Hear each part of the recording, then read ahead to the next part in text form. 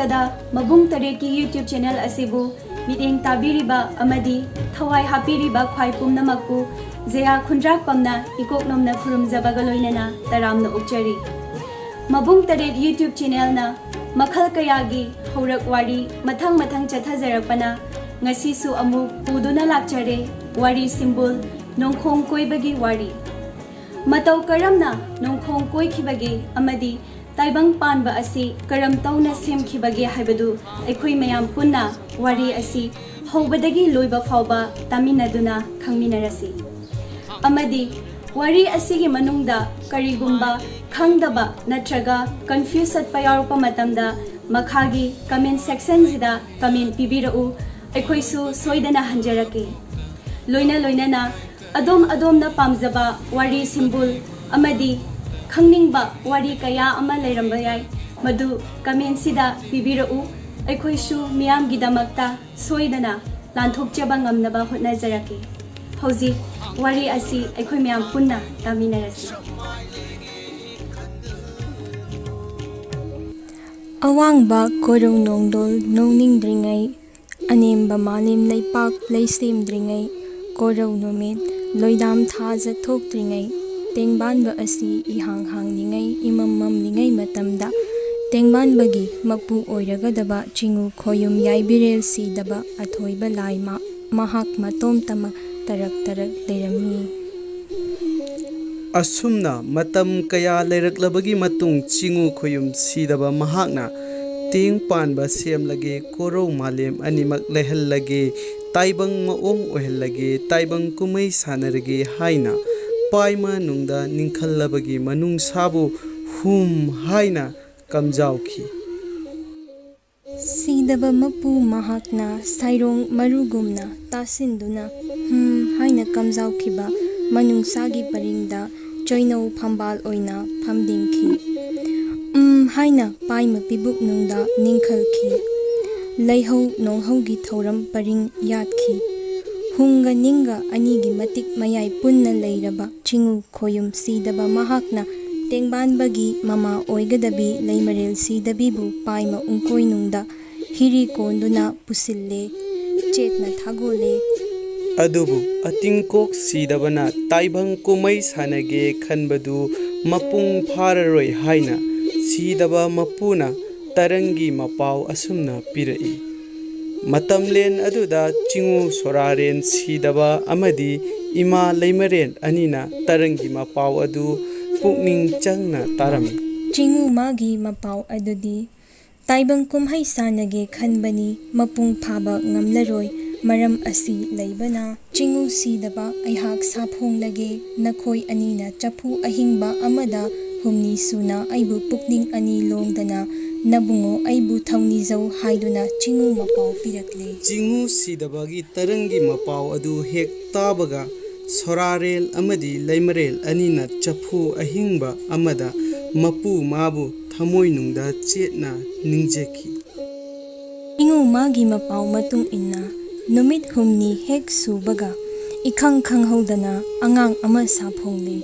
asumna numit humni suna iratli haiduna humni suba angang sana ahingbagum mangalei haiduna phuhing sana pibarel haina koloiki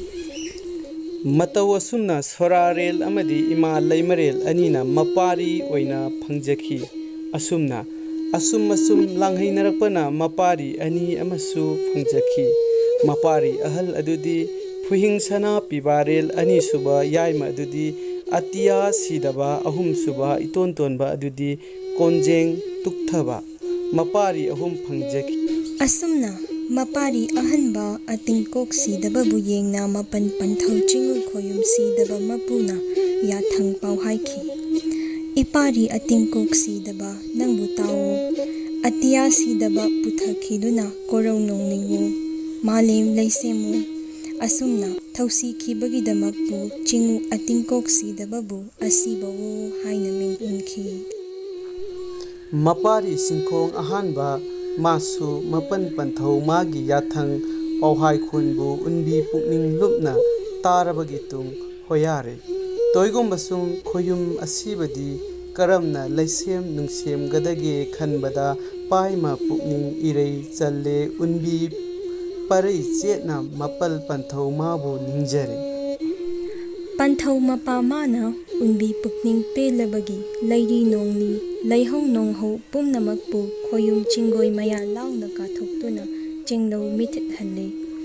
khoyum asiba mahakna layi kon awang kon langba kon nungnang kon korau kon asi kon tamba kon koba korau nongon taret makpu nongningle numit tha sajik thaba thayai thadon okpuroi tauhuireng Tawan michak apanba punamakpu san semle Korau nongling nongloi wabu mapan panthau chingu khuyum sidaba watam lamle chingu khuyum yaibirel sidabana mapari asibu yengna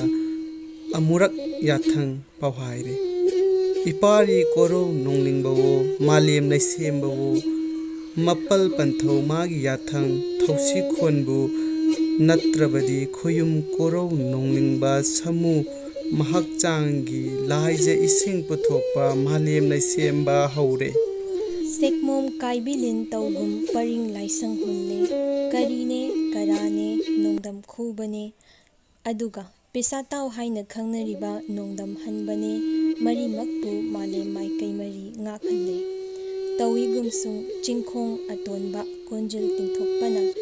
hanna malem laithinggaire maram asigibu konjil tingthokpa mabu haraba laithinggaiwo haina mingaure khoyum asibana mapan panthauda wakatle chingu khoyum sidabana mapari asibada lepi tomso nafa haina sonduna malem laisemu haina yathang paumele Thawa chenga yucheng amasung yoha koba lai mari makpu malem chithek mari laingak handuna asibana malem laisemi toigum sung haraba laithingaina hanna amu malem laithingaire khuyum asiba asaw khambi maihaure manaw konjing tingthopabu thinglage haina pai manungda chap yungna ningkhallabagi masagi khongbi khonglak-tagi nura takthoklaga masa panba paingamba langoi sanggol amabu samadol ayangbawo kauna puthokli Thoklagadaba thaudoktu mama leimerel sidabina urabagi mapari atonbabu tangjalil olo haina onhanle Samadon ayangbagi makhong khujinna netpada tangjalildu matok lising palakle Tawigum China khondi phaure Samadon ayangbana tangjalilbu tanna netpada malem laimai uphul tare tangjalil mana paphal param tuthok naina kha lai nongpok nongchup chupchi laiji lamnel thongna koichat koichele paphal lambure tangjalil mana paphal param tuthok naina kha lai nongpok nongchup chupli laiji lamlel thongna koichat koichele paphal lambure Tangjalil gi makok apakpa adubu hawai thangpak ka changdamnaduna poirei chadol wangam sudona hawai thangpak mathangpak chengbi loya maroya haina saisakna hore Samadon ayangba mabu phanaba neimaril sidabina lairembi taret saphong hanle makhoi taret makna khujeng hangji lakna Samadon mabu koisille Konjul tingthokpa konglauton lauthibana haumukna lengphaichal mongba tajil khurau yetuna mamai masa paina Samadon ayangba mabu phakhi Thokliba thaudok adu mapari singkhong ahanba asibana amurak mapan panthaugi choinau makhuyada watamlare chingu khoyum sidaba mapari singkhong atonbabu chingthoklage khallabagi masagi khoibudagi khoinau nuja ama chingthokli mitnahagi masak lau mitludagi puthokle mairina phijet nabi chenglau sakoi henbi nuzadu nongthang leimawo kauna makhuning thauda tonghalle mapari ahanbana malem laisembada laithingairiba mapari atonba haraba laithingaibu temthokluo haina yathang pawhaire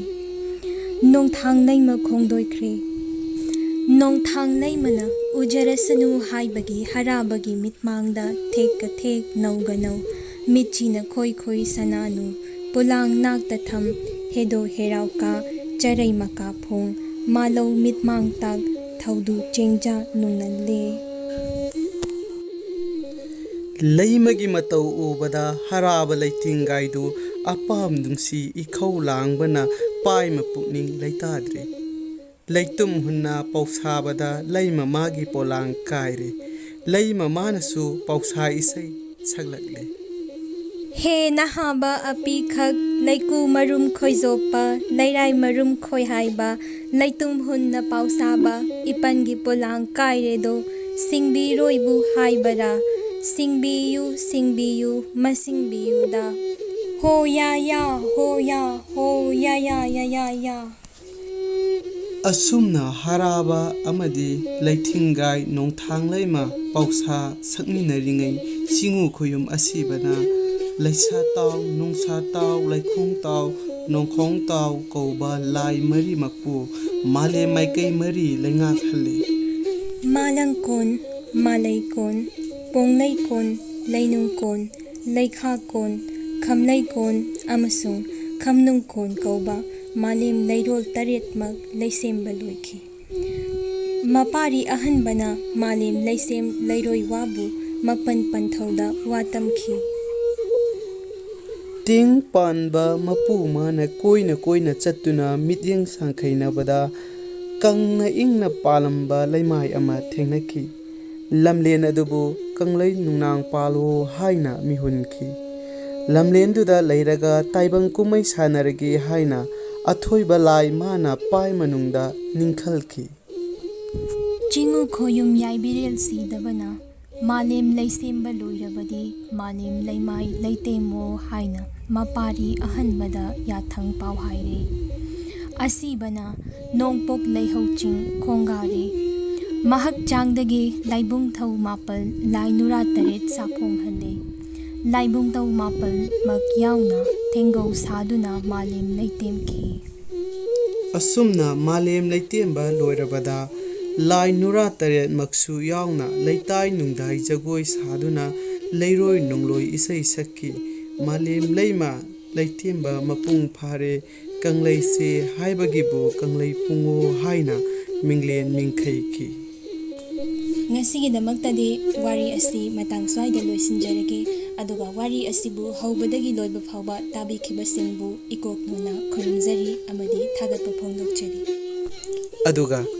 Anisuba episode amu akoina Nongkhong Koibagi wariga mari lainaba nungda yauriba wahanto khara hanjarabada hayeng hangchit masen maro haibasi matau karamna thonkhibage haibadagi matangda Nongkhong Koibagi anisuba episode ta myam punna khangminarasi matam adu fawbadi mabung taretpu miyam punamakna ngaiduna laibiramu amadi loina like amadi comment amadi share toba kaubiganu aduga mabung taret ki YouTube channel asibu ahanba thengnabibo oiragana subscribe toba kaubiganu amadi loina na mabung taret na thagalakpa video khudimak adongi phone YouTube ta phangnabagi tamukta bell icon number kaubiganu aduga loina na aroibada kanglei pangna yaipare